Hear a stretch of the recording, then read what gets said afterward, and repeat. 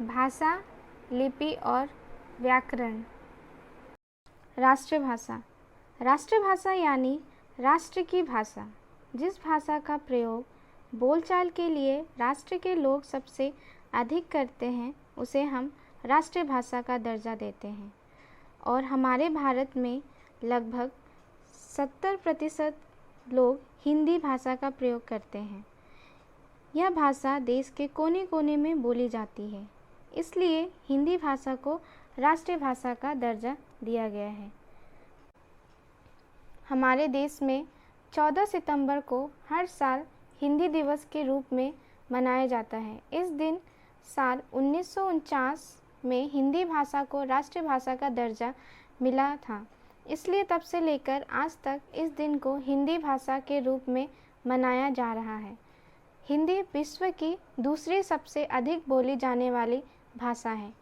हिंदी भाषा को संपर्क भाषा भी कहते हैं। संपर्क भाषा यानी जिसके द्वारा हम एक दूसरे के साथ संपर्क कर सकें। भारत में हिंदी ही एक ऐसी भाषा है जिसे अधिकतर लोगों द्वारा बोली समझी जाती है। इसी कारण हिंदी को संपर्क भाषा भी कहा जाता है।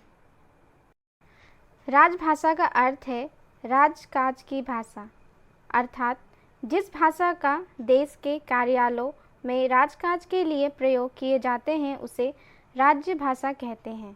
भारत की राजभाषा हिंदी और अंग्रेज़ी है। भारतीय संविधान में 22 भाषाओं को मान्यता प्राप्त है।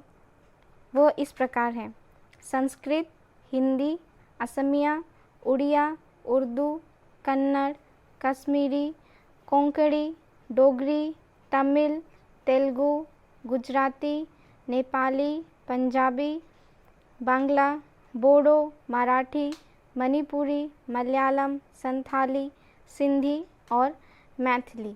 इसके अलावा हिमाचल, हरियाणा, उत्तर प्रदेश, राजस्थान, मध्य प्रदेश, छत्तीसगढ़, बिहार, झारखंड और दिल्ली की राजभाषा हिंदी है। जो आपको पता है बोली किसे कहते हैं? क्षेत्र विशेष की भाषा को हम बोली कह सकते हैं, यानी सीमित क्षेत्र में स्थानीय व्यवहार में प्रयोग की जाने वाली भाषा बोली कहलाती है। बोली का लिखित रूप नहीं होता है। सरकारी कामकाज में बोलियों को मान्यता प्राप्त नहीं है। अब हम उसके कुछ उदाहरण ले लेंगे। भोजपुरी, मारवाड़ी, हरियाणवी आदि बोलियां हैं जो एक विशेष क्षेत्र में बोली जाती है। भाषा और बोली में अंतर। अब हम भाषा और बोली में अंतर पढ़ेंगे। भाषा का क्षेत्र व्यापक होता है, जबकि बोली एक सीमित क्षेत्र में ही प्रयोग में लाई जाती है। भाषा का अपना लिखित साहित्य और व्याकरण होता है, जबकि बोली केवल उच्चारण तक सीमित होती है।